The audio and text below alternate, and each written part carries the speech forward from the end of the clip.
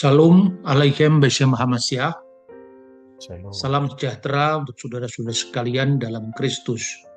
Sebetulnya ini bukan tema yang baru karena dalam beberapa kajian STS itu sudah pernah diungkapkan, bahkan menjadi bahan dari kelas pemuritan pada awal, kira-kira tahun 2007.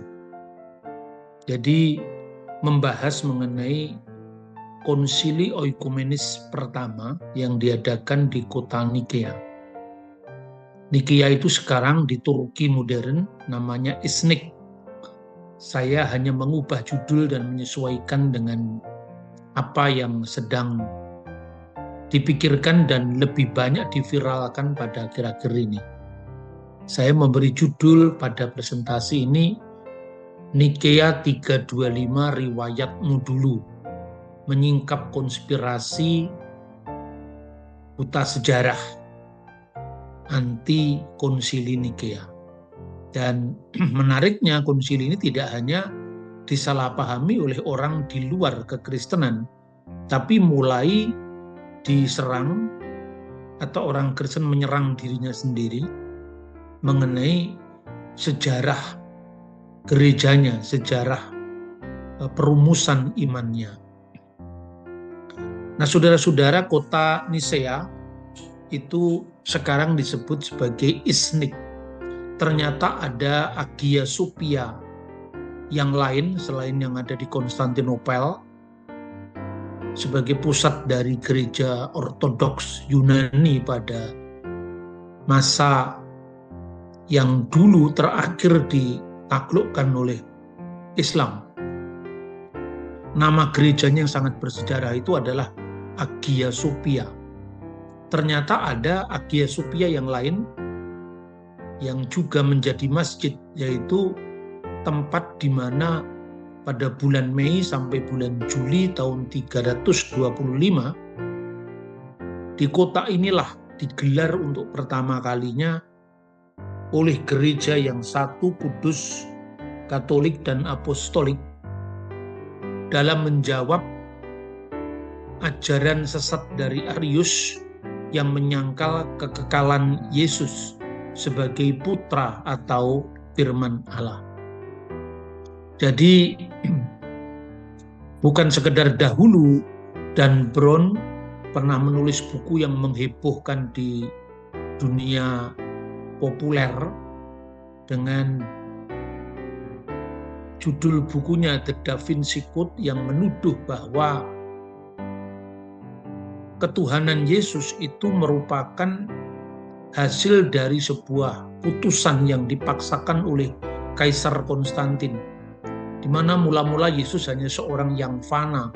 Sebesar apapun agungnya Yesus itu, tapi dia tidak lebih daripada seorang fana, bukan putra Allah. Sehingga dalam dialog yang ditulis oleh Da Vinci Code itu, termasuk beberapa saat lalu saya menemukan terjemahannya dalam bahasa Ibrani, hanya untuk menunjukkan bahwa saya membeli buku itu hanya untuk menunjukkan bahwa sesungguhnya film populer ini begitu menyebar di dunia Timur Tengah, termasuk diterjemahkan dalam bahasa Ibrani, bahasa Arab, dan semua saya memiliki itu sebagai koleksi dari buku-buku yang tidak bermutu secara historis, tetapi oleh orang Indonesia dipuja-puja seolah-olah sebagai buku sejarah. Nah, di konsili itulah yang namanya penetapan Yesus sebagai putra Allah itu dilakukan. Dengan demikian digambarkan bahwa sebelum itu Yesus hanya seorang nabi biasa, dia bukan seorang putra Allah. Nah, tentu gaungnya menjadi sangat menyebar di kalangan kaum polemikus anti-Kristen yang memang sudah punya asumsi teologis tersendiri bahwa Yesus itu sesuai dengan kepercayaan mereka hanya seorang nabi, di mana kenabiannya itu dipahami menurut frame of reference dari ajaran agamanya. Nah, saudara-saudara, apa sih sebetulnya yang menjadi masalah dari konsili yang nantinya digelar di Nikea, karena prosesnya itu sangat panjang. Kontroversi itu dimulai dari kontroversi itu dimulai dari tahun 318 sampai kemudian final ditetapkan dalam konsili yang melibatkan seluruh gereja semesta, gereja Katolik, sebelum perpecahan, artinya sebelum skisma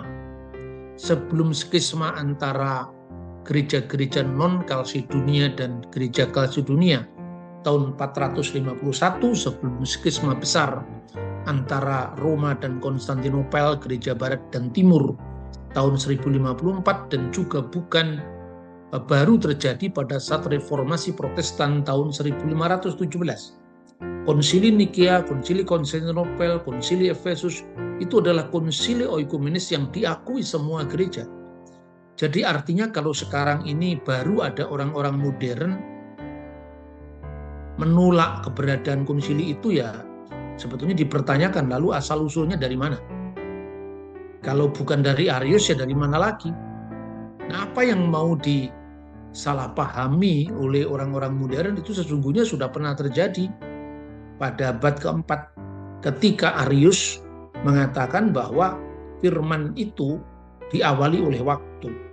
Jadi dalilnya yang terkenal oti en pote ote okin. Ada waktu di mana putra atau firman Allah itu pernah tidak ada. Tapi yang harus ditekankan bahwa Kaisar Konstantin bukanlah penentu utama konsili Nikea, karena Kaisar menganggap konflik Arius dengan patriarknya, yaitu Patriark Alexander, Patriark Alexandria, itu hal yang dianggap mengganggu keamanan pemerintahan. Maka sikapnya Konstantin sendiri tampak sering berubah-ubah. Kalau bukan karena dia diyakinkan oleh orang penting yang namanya Hosius, sekarang ini wilayahnya Spanyol, tentu dia tidak mau juga melakukan evaluasi pemahaman teologis tentang apa yang sedang terjadi di wilayah kekaisarannya. Jadi tidak seperti yang digambarkan dalam pendapat-pendapat populer yang pasti tidak pernah membaca sumber primernya, seolah-olah Konstantinlah yang memaksakan itu untuk menyatukan pemerintahannya, dan lebih kejam lagi dituduh bahwa itu sesungguhnya penyembahan dewa, penyembahan berhala yang diberi baju baru. Kalau dulu dewa-dewa Roma atau Yunani kemudian dijadikan dewa Yesus. Nah, pandangan-pandangan semacam ini lebih populer ketimbang studi akademis yang benar-benar merujuk pada sumber-sumber minimum, sumber sejarah yang sejaman. Nah, saudara-saudara, kontroversi itu dimulai, tadi saya sampaikan, tahun 318. Jadi Konstantin rupanya memang tidak pernah menganggap serius. Bahkan berita ini pernah mengubah rencananya, yang rencananya akan mengunjungi ke timur, lalu dia balik tidak jadi ke Alexandria karena menganggap bahwa berita tentang konflik antara Arius dan patriarknya tentang masalah teologis ini dianggap tidak penting.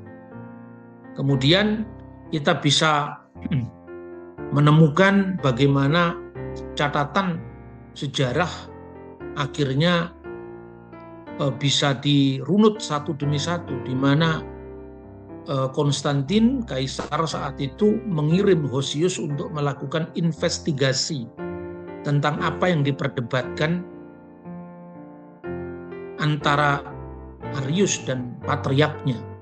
Lalu digelarlah sebetulnya sidang sinode lokal di Alexandria 318, dan sebelumnya itu para uskup sudah menyiapkan semacam regula fide atau konsep pengakuan iman yang diharapkan bisa dibahas dan ditandatangani oleh Arius dan para pendukungnya. Namun Arius dan para pendukungnya bersikukuh bahwa firman Tuhan itu ciptaan, makhluk. Akhirnya Arius di depan sidang para uskup yang dihadiri 100 orang, dia diekskomunikasi dan diharuskan keluar dari Mesir. Namun para pengikut Arius terus membuat keonaran di kota-kota. Bentrokan fisik terjadi dengan para pendukung gereja resmi di bawah kekuasaan atau di bawah penggembalaan dari Patriark Alexander. Teolog yang dilahirkan di Libya tahun 256 Masehi ini kemudian dalam keadaan terjepit akhirnya mengirim surat kepada Eusebius dari Nikomadea. Intinya memohon dukungan. Dan Arius selalu memposisikan diri sebagai pihak yang seolah-olah teraniaya. Padahal kenyataan yang sebenarnya tidak seperti itu. Inilah yang kemudian mendasari langkah Arius untuk melakukan semacam tebar pesona, mencari dukungan. Dan akhirnya memang dia telah menerima banyak dukungan dari beberapa teolog di wilayah lain. Pertama, Arius menulis surat kepada Eusebius dari Nikomadea yang akhirnya menjadi pendukung beratnya. Bahkan orang ini yang akhirnya membujuk Konstantin untuk mengembalikan jabatan keimamatan Arius setelah diekskomunikasi oleh Konsili Nikea yang terjadi 7 tahun setelah tahun 318 itu. Dia membuktikan bahwa apa yang diyakini sebenarnya tidak jauh berbeda dengan keyakinan gereja pada umumnya. Bahkan dia merayu sahabatnya yang bernama Eusebius sebagai sesama murid dari Lucianus yang katanya benar-benar saleh sesuai dengan namanya Eusebius. Dia menyampaikan salam dan dia menunjukkan posisi dirinya yang teraniaya hanya karena dia mengatakan bahwa firman Allah tidak setara dengan Allah, bahwa anak Allah itu kedudukannya lebih rendah daripada Allah. Nah, tapi sebetulnya semua yang dibangun argumentasinya itu lahir dari kesalahpahaman karena Arius sangat terpengaruh dengan filsafat Neoplatonisme dalam filsafat Yunani. Dan untuk memahami posisi gereja tentu kita harus memahami dulu bagaimana pergulatan filsafat Yunani tentang status logos dan bagaimana dibandingkan logos itu adalah diterjemahkan firman atau sabda dalam kaitannya dengan iman Kristen yang ternyata diametral itu berbeda. Jadi banyak sekarang polemikus-polemikus yang sekedar mendaftarkan istilah yang sama seolah-olah logos dalam Injil Yohanes itu merupakan ciplakan dari filsafat Yunani. Tahun 318 masih di tahun yang sama setelah dia mengunjungi Makedonia, pada tahun berikutnya setelah mendapat dukungan dari Eusebius dari Nikomadea, maka tahun 319 dia berhasil membujuk seorang uskup yang berada di wilayah-wilayah yang lain, termasuk bagaimana menggalang dukungan para uskup di wilayah Kaisarea agar reputasinya dia sebagai seorang pengajar itu sedang difitnah katanya oleh patriarknya. Dan akhirnya Eusebius dari Kaisarea menyambut hangat Arius. Bahkan ia juga mendukung Arius, meskipun nanti akan dibuktikan bahwa Eusebius sejarawan yang sangat terkenal yang punya reputasi sejagat kuno itu pada masa abad keempat itu ternyata hanya salah paham dari dalil-dalil yang dikemukakan oleh Arius. Lalu setahun berikutnya lagi 320 dia berhasil menggalang dukungan dari uskup Bitinia. Tapi sebaliknya Bitinia juga itu di wilayah Turki. Sebaliknya sebetulnya ada yang menduga bahwa Arius mulai melunakkan pandangannya. Sehingga uskup Bitinia mulai membelanya. Dia mengatakan bahwa dia hanya mengatakan kalau putra Allah itu adalah yang sulung dari segala yang diciptakan oleh Allah. Dan tentu kalau mengatakan seperti itu, maka rumusan ini yang memang ada dalam Alkitab, dalam Kolose pasal 1:15. Dan dia tidak lagi mengatakan bahwa firman itu diciptakan dari ketiadaan. Tapi dia mengatakan bahwa dia hanya mengatakan bahwa Yesus itu yang sulung dari segala yang diciptakan. Nah, dukungan muncul juga dari Uskup Paulinus dari Tirus. Selain Eusebius dari Kaisaria. Lalu Arius meneruskan misinya, misi tebar pesona itu, dari Lebanon Selatan, kemudian dia pergi ke wilayah Palestina atau Israel sekarang ini, wilayah provinsi Palestina, yang sejak diubahnya kata Israel oleh Kaisar Hadrian menjadi nama provinsi Palestina, tempat di mana sejarawan Eusebius di sana tinggal. Lalu kesimpulannya Eusebius menganggap bahwa ortodoksi atau kebenaran ajaran dari Arius masih bisa diterima. Dan inilah yang bisa dilihat dari buah kegigihan tebar pesona dari sosok yang bernama Arius. Sementara di Alexandria, jerih juang dari Santo Athanasius berhasil meyakinkan 200 uskup melalui sebuah diskusi-diskusi yang syarat argumentasi teologis yang akhirnya menghasilkan sebuah pandangan bahwa segala macam kompromi kepada ajaran Arius adalah mengoyakkan jubah Kristus, karena menyangkal keilahiannya berarti menyamakan Kristus dengan yang lain, sehingga itu tidak dibenarkan dalam konteks ajaran yang diterus sampaikan tanpa putus dari Yesus, para rasulnya, muridnya para rasul tanpa putus sampai pada zamannya.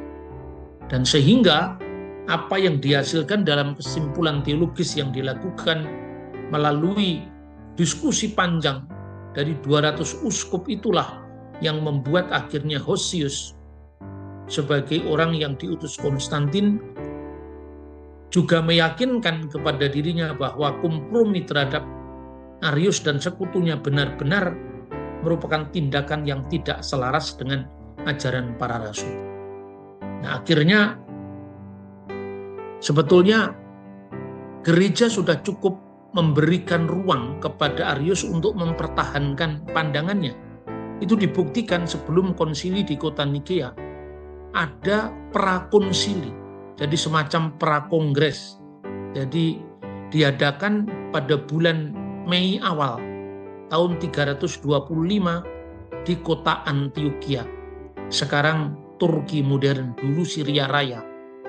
Nah, di sanalah kemudian para uskup itu menawarkan sebuah draft kanun al-iman, draft regula fide, draft pengakuan iman.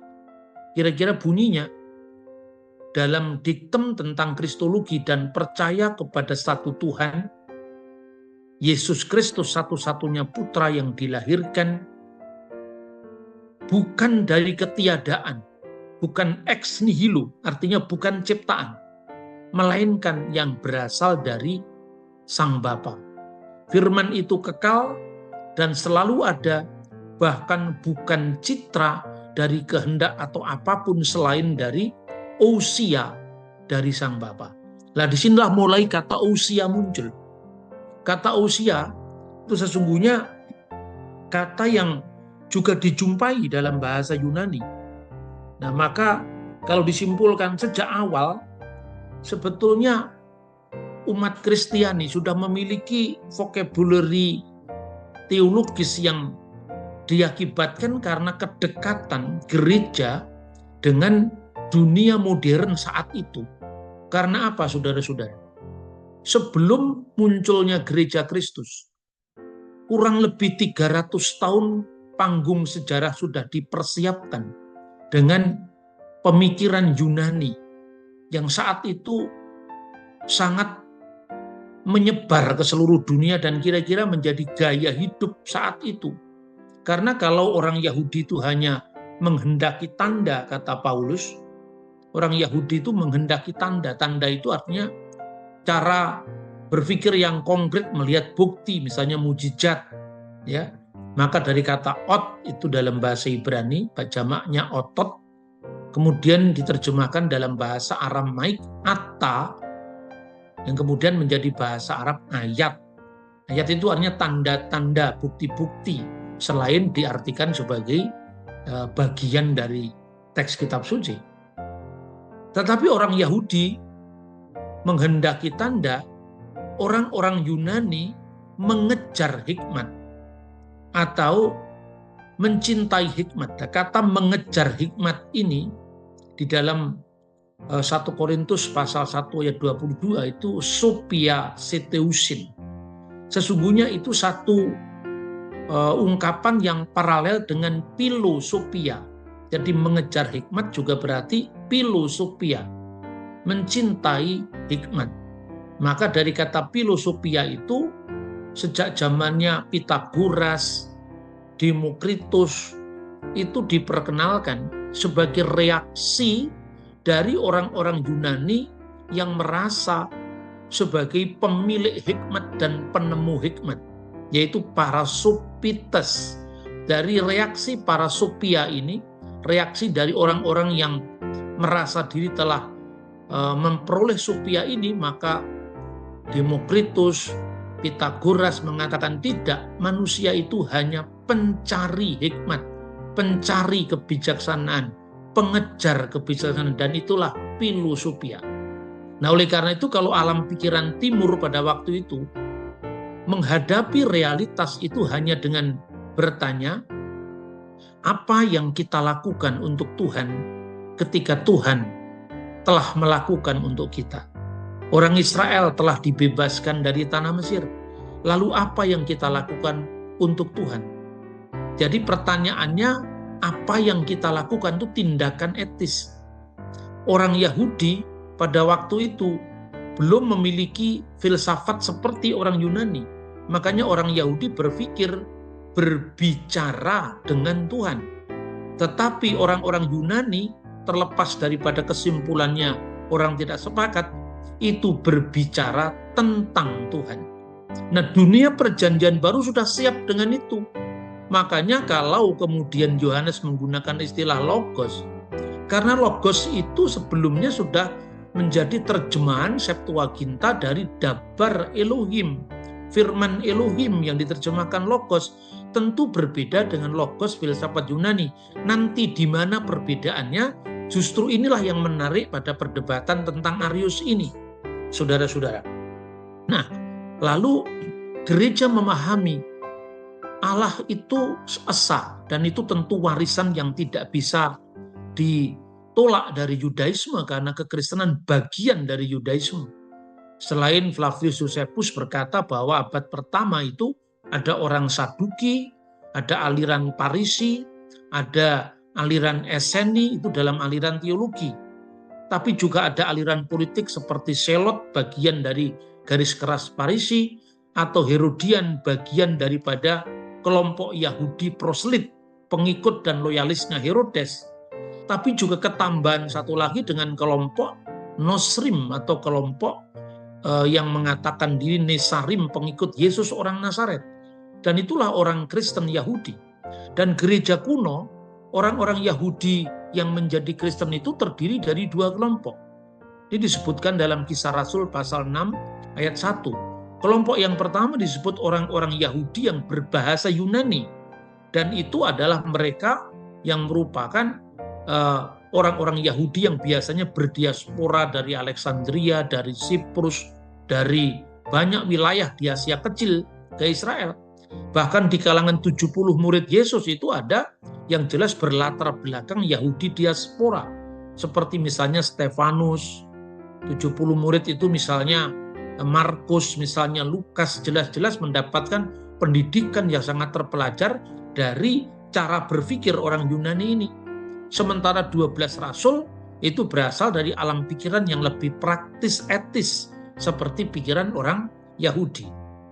Nah, kemudian mereka merefleksikan bahwa Tuhan yang esa itu selalu tampil dalam karyanya sebagai Allah firman-Nya dan roh-Nya. Allah, firman-Nya dan roh-Nya. Jadi nya di situ menunjukkan bahwa ada satu ousia, ada satu keberadaan yang tunggal tadi. Maka kata ousia itu artinya diterjemahkan dengan keberadaan. Dan istilah ini juga istilah yang muncul di dalam Alkitab sendiri. Misalnya pengertiannya memang tidak seperti yang dipahami secara filsafat modern, tentu tidak. Tapi paling tidak di situ orang bisa membaca istilah ada, keberadaan itu misalnya muncul, ya ini tidak ada dalam PPT, tapi saya contohkan misalnya dalam Injil Markus pasal 5 ayat 25 misalnya. Di situ dikatakan adalah di situ seorang perempuan yang sudah 12 tahun lamanya menderita pendarahan. Nah, kata ada, adalah itu adalah ousa, keginitis ousa, dan seterusnya. Jadi ada seorang perempuan, ousa, di keberadaan itulah ousia. Lalu bagaimana menjelaskan Allah, firman Allah, dan Roh Kudus atau Roh Allah dalam penciptaan tampil bersama-sama. Pada mulanya Elohim menciptakan langit dan bumi. Ketika bumi itu belum berbentuk, gelap gulita, ya, menutupi samudra raya, maka ruah Elohim merakefet alpene hamayim. Lalu disebut berfirmanlah Allah. Lalu hubungan firman dengan Allah, dengan rohnya itu apa? Lalu ditemukan kata-kata yang waktu itu masih dikaburkan, yaitu hipostasis. Nah, kata hipostasis itu, hipo itu yang berada di atas, stasi itu artinya ya seperti bahasa Latin stasi, artinya berdiri di atas yang lain, jadi artinya bagian. Nah, tapi pada zaman Perjanjian Baru, kata hipostasis ini juga cenderung diartikan keberadaan. Makanya Tritunggal itu sebetulnya konsep yang sederhana, yang muncul dari pengalaman liturgi, pengalaman iman, pengalaman perjumpaan dengan Tuhan, yang rumit hanya bahasanya. Kenapa bahasanya rumit? Ya memang itu bahasanya orang-orang pinter yang mesti rumit. Kalau bahasanya cuma dikatakan pokoknya ya nggak rumit. Yang rumit-rumit itu kan bahasanya orang cerdas, karena sejak awal gereja memang sudah dibentuk dari alam pikiran yang multicultural, multi bahasa. Paling tidak ada bahasa Ibrani, bahasa Aramaik, bahasa Latin, bahasa Yunani saat itu. Jadi jangan lagi ada yang bertanya, Yesus itu orang Yahudi kok berbahasa Injilnya berbahasa Yunani. Itu benar-benar orang yang tidak tahu sejarah yang seperti itu.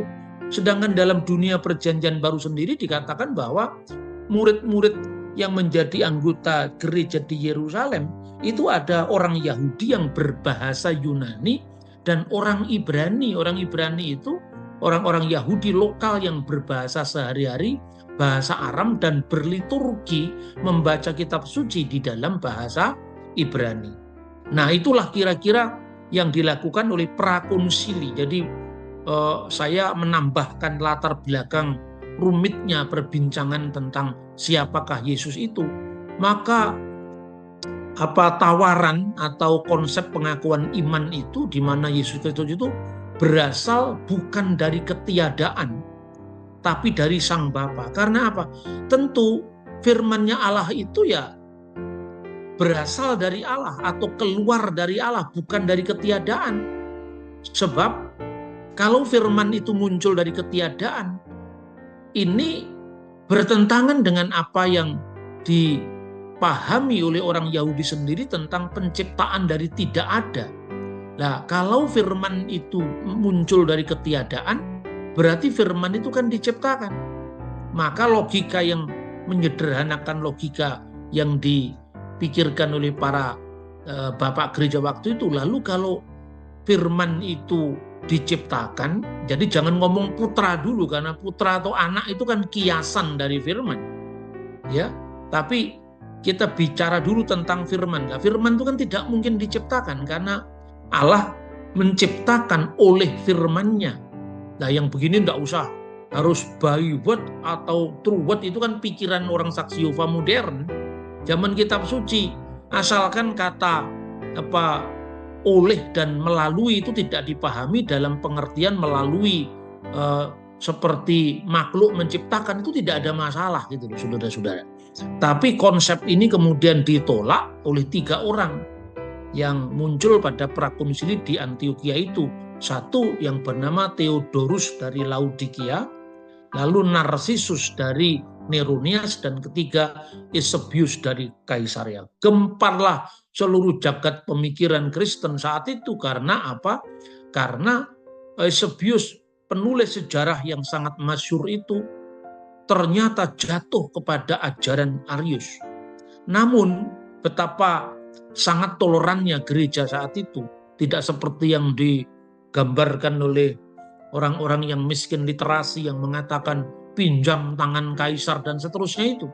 Coba, ketiganya oleh prakonsili di Antioquia tadi masih diberikan kesempatan untuk menyatakan kesalahan akan diterima kembali ke pangkuan gereja apabila mereka nanti setelah diyakinkan kembali, mereka mengakui kesalahannya, akan diterima kembali di pangkuan gereja di konsili besar yang akan diselenggarakan di kota Ankara. Itu yang direkomendasikan oleh prakonsili tahun 325 di awal bulan Mei. Nah, pertanyaannya, kenapa kok akhirnya diselenggarakan di Nikea, tidak di Ankara? Nah, ini juga harus diketahui.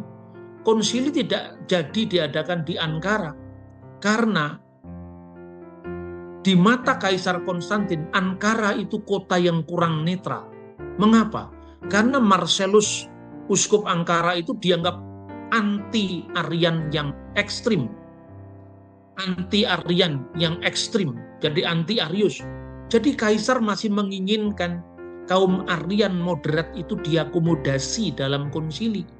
Terbukti diberikannya kesempatan kepada Eusebius dari Kaisaria untuk menyampaikan pandangannya secara teologis terbuka di sana, di konsili itu.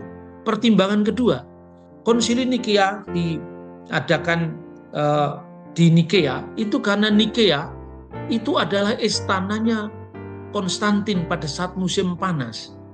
Jadi mereka datang dari berbagai penjuru, kira-kira mulai dari bulan Mei itu sampai akhir Mei, dan terakhir nanti pada akhir Juli tahun 325, itu seluruh perwakilan gereja muncul di sana.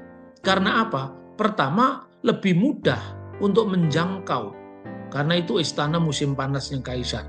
Lalu masih aja orang-orang yang miskin literasi itu memfitnah gereja dengan mengatakan, itu buktinya konsili diadakan di istana musim panas Kaisar. Mereka disambut dengan kereta-kereta kebesaran Kaisar. Terus saya jawab aja dengan sambil guyonan, ya karena kalau itu di wilayah jalur kerajaan itu tidak ada mikrolet di sana. Makanya kemudian disambut dengan kereta-kereta kebesaran kerajaan. Itu. Ya nggak ada angkutan umum lah di sana. Nah, itu saudara-saudara yang kadang-kadang ya memandang sejarah itu dengan semangat yang keliru, yaitu anakronisme. Kita membayangkan sejarah abad keempat seolah-olah sesederhana orang pikiran sekarang. Pikiran sederhana itu pikiran KFC atau pikiran McD yang serba instan itu. Nah, itu saudara-saudara kenapa diselenggarakan di kota Nikea. Lalu di kota Nikea itu akhirnya diputuskan bahwa ternyata memang ajaran Arius tidak bisa dipertanggungjawabkan. Dan pada konsili itu setelah Eusebius kemudian dipersilahkan untuk mengemukakan pandangannya kembali, ternyata dia hanya salah paham dengan Arius dan dia kemudian mau menandatangani draft Regula Fidei yang kemudian diputuskan pada konsili Nikea atas kesepakatan dari seluruh perwakilan gereja yang hadir. Semangat konsili itu melanjutkan apa yang dilakukan oleh para rasul dalam kisah para rasul atas putusan Roh Kudus dan putusan kami. Jadi secerdas apapun para teolog itu tidak boleh mengadakan pendapat pribadi.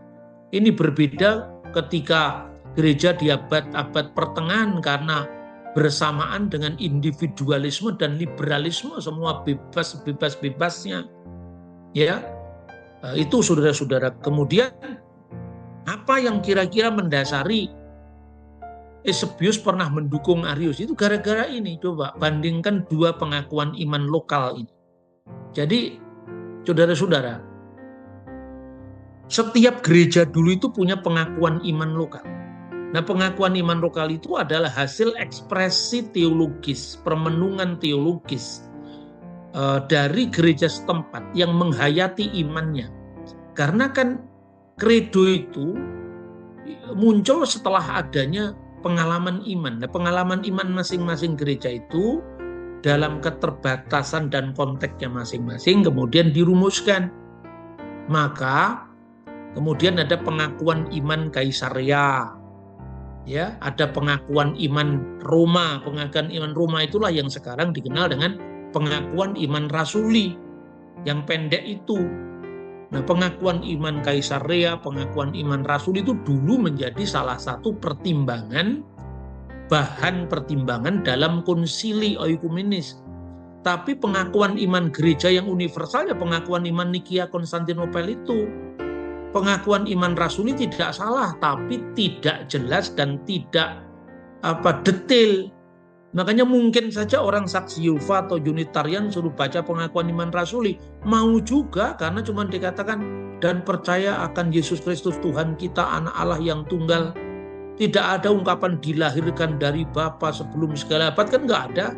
Cuman anaknya yang tunggal Tuhan kita Yesus Kristus, itu kan ungkapan umum. Nah, ternyata dalam pengakuan iman Kaisarea itu ada kata-kata misalnya yang dilahirkan sebelum segala abad sama dengan Konsili Nikea, suatu yang dia yang demi keselamatan ini telah menjelma menjadi manusia, dan itu kemudian diungkapkan dalam dalam istilah yang sulung dari segala yang diciptakan. Maka itulah yang mendasari kenapa Eusebius itu kemudian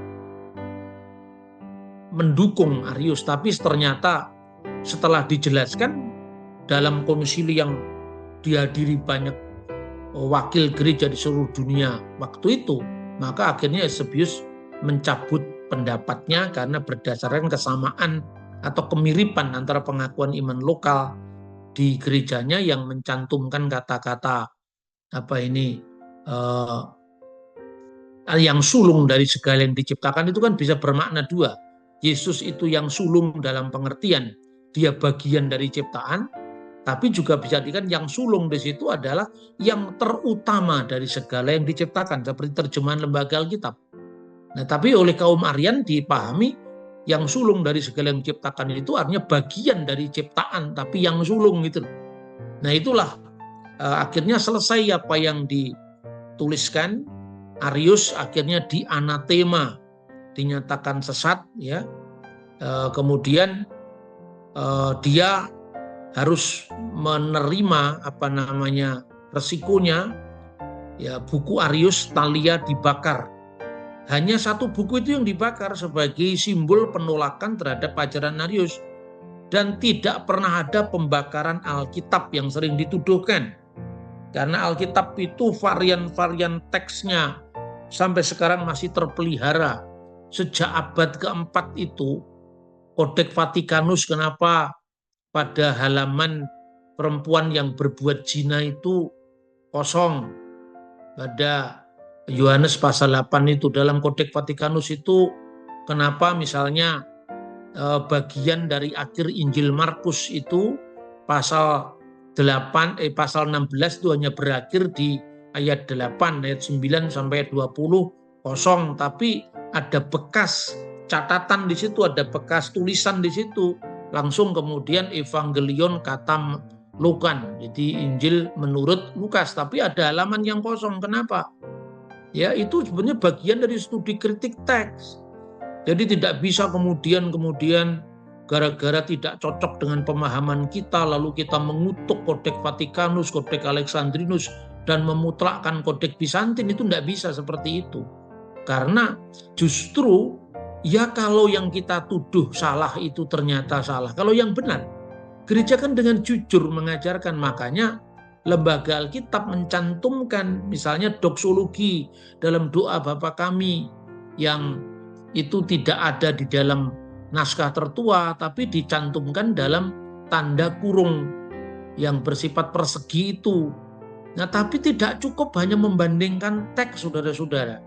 Karena kalau Anda membaca tulisan-tulisan patristik, bahkan tulisan-tulisan apostolik, yaitu dari generasi muridnya para rasul, itu sudah muncul dalam buku yang namanya Didake, dan Didake itu adalah dokumen terkuno liturgi gereja dan ditulis sejaman dengan Injil Yohanes.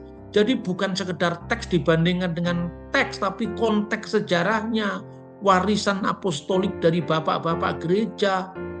Nah, ini bukan berarti kita harus mendewakan bapak gereja, tidak. Tapi di sini kita hanya mengatakan bahwa bapak gereja yang paling dekat zamannya dengan para rasul, nggak usah ngomong Alkitab, nggak usah ngomong aliran, nggak usah ngomong aliran Calvinis atau aliran Lutheran atau aliran apa. Jangan suka aliran, kembali ke samudranya langsung. Aliran kan dapatnya kecil, kalau samudra kan dapat banyak. Nah, itulah mentalitas yang bisa dibangun dari pemahaman-pemahaman kita tentang kitab suci. Maka kemudian ditentukanlah ini, pengakuan iman Nikea Konstantinopel yang asli dalam bahasa Yunani, ya.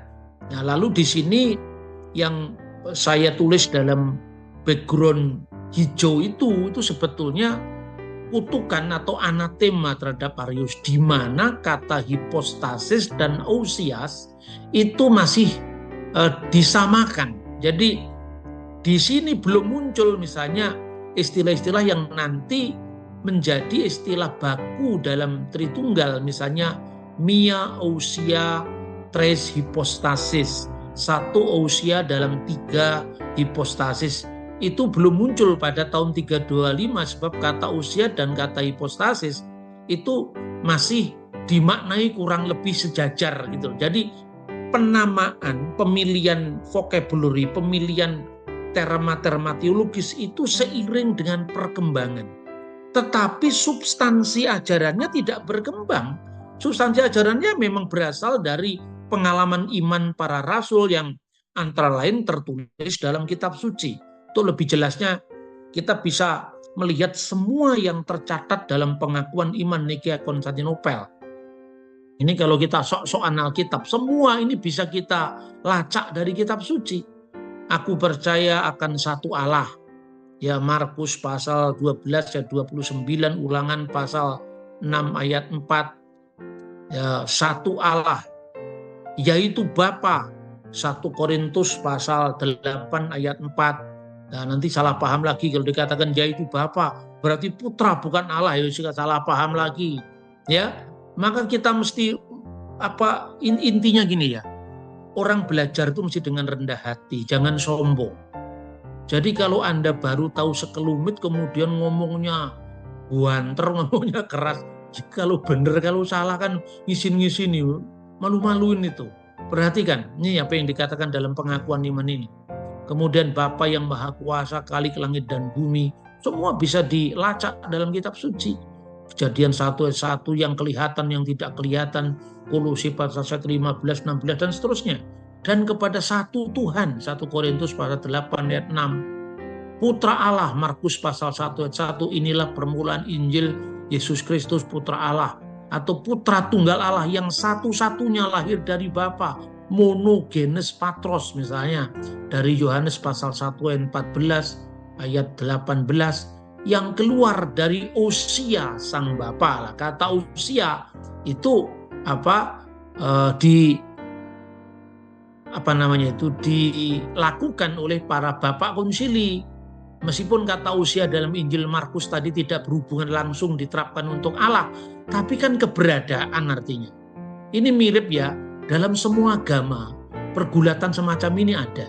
Nah, sekarang Anda lihat misalnya dalam ajaran Islam. Allah itu disebut Dat. Apakah itu juga ada dalam Quran Allah itu Dat? Kan nggak ada juga. Sama dengan Bapa, Putra, dan Roh Kudus. Itu disebut sebagai Mia Ousia, satu Ousia. Kata Ousia itu tidak diterapkan untuk Allah, tapi artinya ada, keberadaan. Sebagaimana kata Dat juga artinya adalah keberadaan atau self, ya, diri. Seperti misalnya Iram Datul Imat itu nggak diterapkan untuk Tuhan, itu diterapkan untuk kota Iram. Sama dengan kata Ausia itu diterapkan untuk seorang perempuan yang mengalami pendarahan 12 tahun, tapi kata adalah seorang perempuan. Kata ada itu universal. Tuhan ada. Itu tidak bisa dibandingkan dengan misalnya bakso juga ada. Misalnya gelas yang berisi anggur merah ini juga ada, yang beda dong. Karena itu konteksnya apa gitu loh saudara-saudara. Kemudian ditegaskan posisinya firman ini Allah dari Allah. Karena penegasan Alkitab, firman itu bersama dengan Allah dan firman itu adalah Allah. Lalu seperti apa gambarannya? Seperti terang yang muncul dari terang, terang yang muncul dari sumber terang. Terang yang terpancar dari sumber terang tidak mengurangi hakikat terangnya. Maka dikatakan Allah benar dari Allah benar, Allah sejati dari Allah sejati. Ini bisa dilacak dari Yohanes pasal 17 ayat 3. Dilahirkan, bukan diciptakan. Dilahirkan karena apa? Seperti lahirnya sebuah gagasan dari pikiran seseorang. Salah satu bentuknya adalah kata-kata. Jadi kalau kemudian orang mengatakan ini perumpamaan misalnya Baba Sinuda, firman Allah itu keluar dari Bapa, diperanakkan dari Bapa tanpa meninggalkan Allah. Itu pemahaman metafisik. Tidak sama dengan pemahaman fisik atau matematik, ya. Jadi kalau dikatakan saya sering memberikan perumpamaan, lebih dulu mana Allah dengan firman-Nya. Kalau Allah sudah ada, firman-Nya pernah tidak ada, berarti ada waktu di mana firman Allah tidak ada. Itu bukan ungkapan saya, itu ungkapan Konsili Nikia yang mereaksi apa yang dikatakan oleh Arius. Dan terhadap mereka yang berkata pernah ada waktu di mana anak tidak ada. Nah, kata logos itu selain bermakna pikiran, bermakna wisdom, bermakna sabda, juga bermakna kata-kata. Tapi tidak berarti bahwa logos itu hanya berarti kata-kata. Jadi kalau misalnya kalau Allah sudah ada dan firman-Nya belum ada, berarti Allah pernah bisu, itu tidak usah perlu dianggap serius karena itu ekspresi daripada logos. Jadi kata-kata itu adalah bentuk yang bisa dibayangkan yang keluar dari sang pikiran tadi. Lah kenapa nantinya disebut sebagai persona? Itu panjang lagi kisahnya gitu loh. Menjelaskan orang itu step by step. Kalau otaknya baru sampai di kelas B, jangan dipaksa ke kelas F. Itulah sebabnya sejak dulu saya jarang sekali menggunakan kata persona yang sekarang diheboh-hebohkan itu. Karena apa? Karena saya juga belajar ilmu kalam Islam, saya belajar teologi mistik Yahudi, mana bedanya antara panteisme dan monoteisme, mana bedanya antara monisme dengan monoteisme. Itu sudah saya baca waktu saya SMP, membaca karya-karya Buk Handel Tan Kun Sui. Jadi saya sangat paham dengan dunia metafisika seperti ini, saudara-saudara. Ya, maka ketika saya membaca teks-teks teologis dalam bahasa Aram yang menjadi bahasa Arab, misalnya kata konuma menjadi uknum, tidak sulit saya melakukan refleksi pendalaman. Karena apa? Itu bacaan saya waktu SMP. Saya membaca bagaimana pemahaman Dr. Sumantri tentang condra jiwa manusia Indonesia yang diambil dari konsep logosnya Pangestu. Lalu saya bandingkan ketika kemudian saya masuk SMA, ya, saya membaca tulisannya Dr. Harun Hativiono, Iman Kristen, membaca bukunya Van Niftrik B.J. Bolan, Dogmatika Masa Kini. Ya bacaan-bacaan yang masih dasar ya namanya anak SMA, baru saya ngerti oh ternyata kata pribadi itu bergeser makna setelah Sigmund Freud menemukan teori psikoanalisa. Maka saya menjauhi kata ini bukan berarti saya tidak menggunakan bahasa dogma. Gitu loh saudara-saudara. Jadi kalau sudah ada heboh begini, baru saya ngomong. Kenapa? Ketika saya tidak ada yang menghebohkan saya ngomong, itu akan menambahi PR kepada orang Kristen. Karena yang nanya cuma sederhana, ditanya berat-berat, otaknya pusing. Dia sendiri yang pusing, menuduh gereja yang pusing. Kita tidak pernah pusing memikirkan ini. Itu biasa-biasa saja. Kemudian maka dikatakan dilahirkan genitum non factum, tidak diciptakan.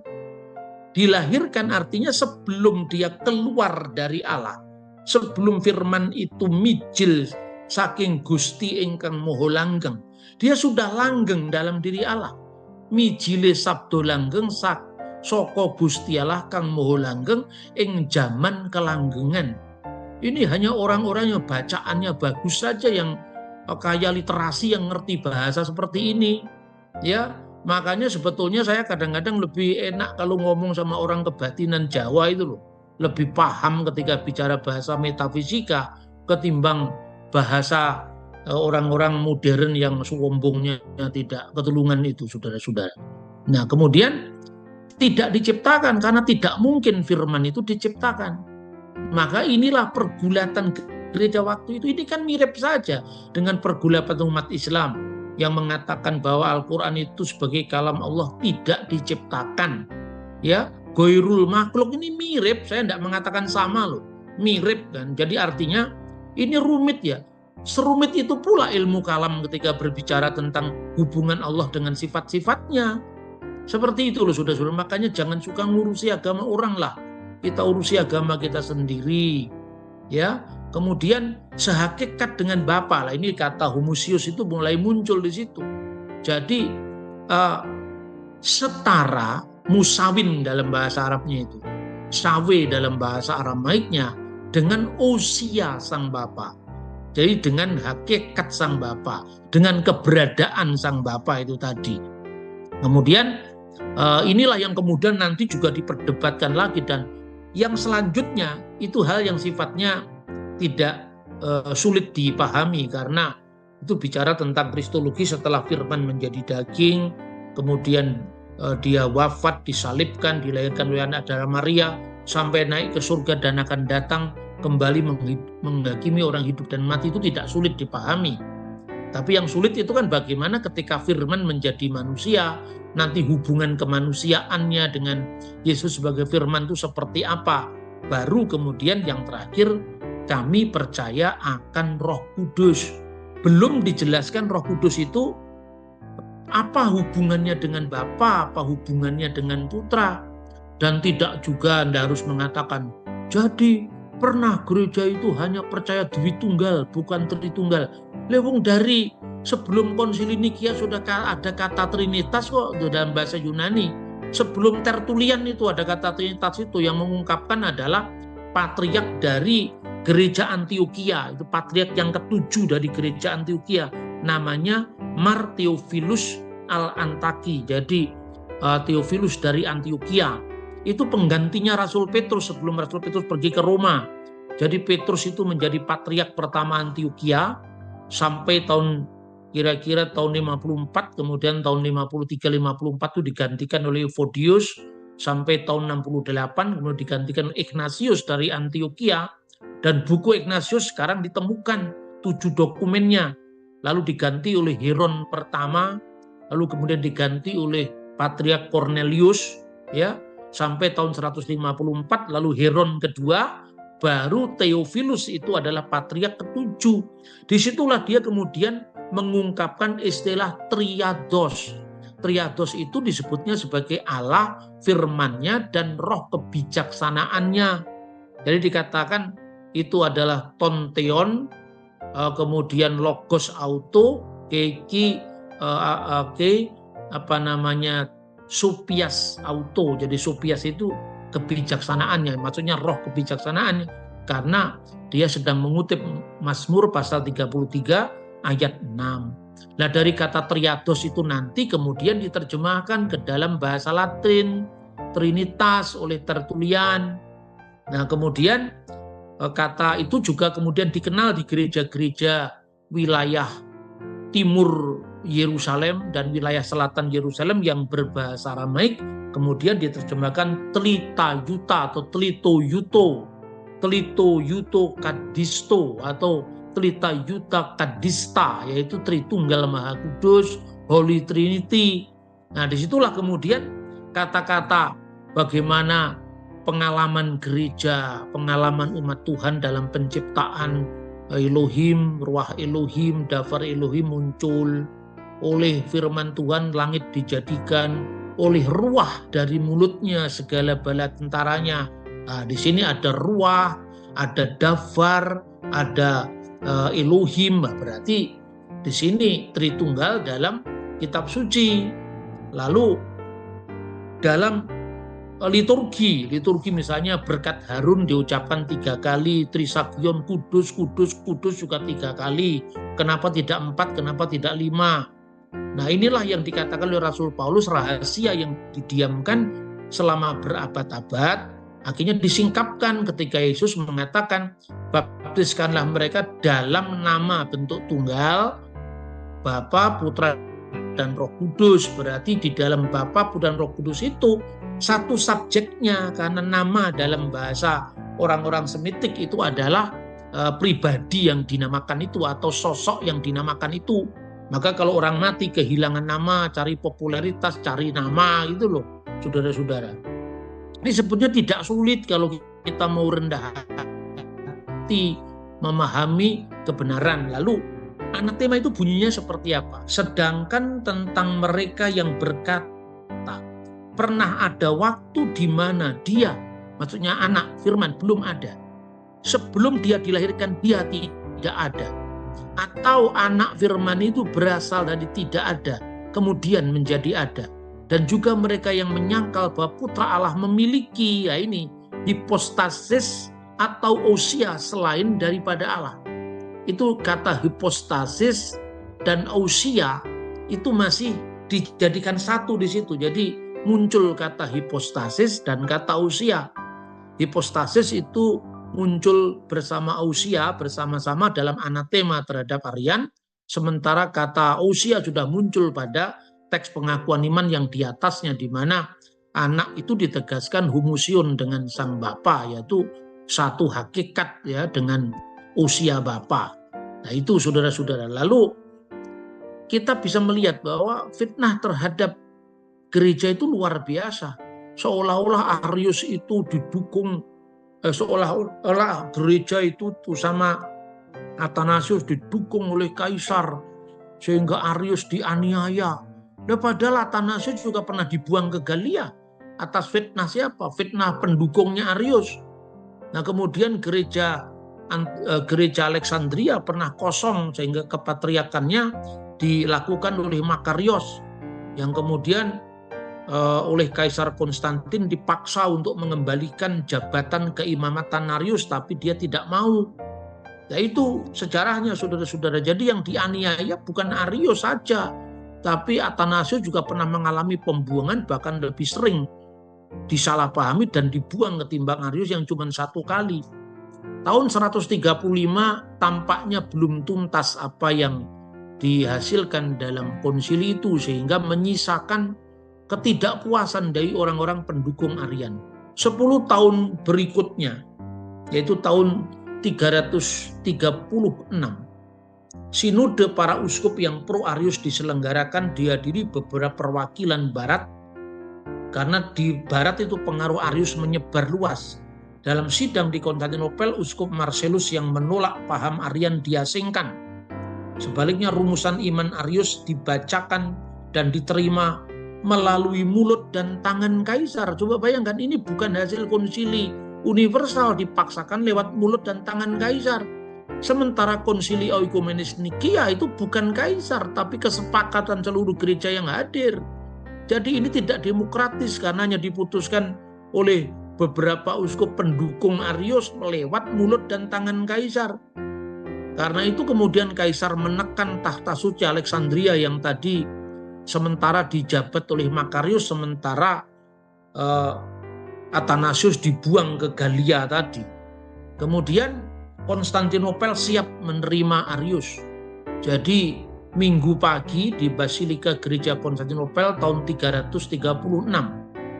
Setelah Gereja Alexandria menolak, Kaisar menekan Patriark Konstantinopel yang juga bernama Alexander, patriark yang semasa dengan Arius.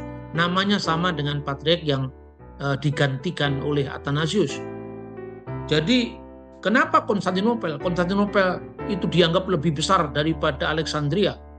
Kalau dia sudah menerima Arius, katakanlah dia dianggap menerima, gereja lain menerima. Ketika Arius Eusebius dari Makedonia, pendukungnya dan para uskup pro-Arian tiba di Basilika Konstantinopel, Patriark Alexander tidak bersedia menemuinya. Bahkan sang patriark masuk ke ruang doanya, menangis, berdoa supaya dia bebas dari dosa karena merayakan Ekaristi bersama kaum Arian yang menolak keilahiannya. Tapi apa yang terjadi? Pintu Basilika itu ditutup dan dikunci. Ini tulis Socrates Scholasticus yang menulis pada abad yang sama dalam bukunya Historia Ecclesiastica atau The Ecclesiastical History. Pintu Basilika ketika ditutup dan dikunci dari dalam, pengikut Arius hendak menobrak paksa pintu itu. Sementara Arius terus berkhotbah menghujat Kristus di depan pintu Basilika dengan berapi-api. Tiba-tiba suatu peristiwa ajaib dan luar biasa terjadi. Arius sakit perut, dia menghentikan khotbahnya dan pergi ke toilet di belakang tempat yang bernama Konstantin Forum. Lama sekali Arius tidak keluar dan ternyata didobrak pintunya. Arius sedang mati terkapar di kamar mandi. Itulah sebabnya Arius mati di tengah-tengah dukungan kaisar sangat besar kepadanya dan di tengah-tengah di mana seorang pembela ajaran gereja yang benar yaitu Athanasius sedang dibuang dari Alexandria. Dan itulah sebabnya kenapa ajaran Arius akhirnya pelan-pelan menjadi punah meskipun pengikutnya masih sangat kuat di barat. Nah, itu konsili Nike yang sebenarnya yang bisa dibaca misalnya dari buku Ecclesiastical History dan juga bisa dilacak dari pemikiran bapak-bapak gereja dari awal sejarah gereja sampai pada abad keempat ini. Nanti baru pada konsili yang kedua tentang Roh Kudus itu dibahas lebih mendalam lagi. Nah, saudara-saudara, itu yang bisa saya sampaikan dalam presentasi ini. Semoga apa yang saya sampaikan itu bisa menjadikan paling tidak rujukan untuk kita bisa melihat kembali sejarah gereja.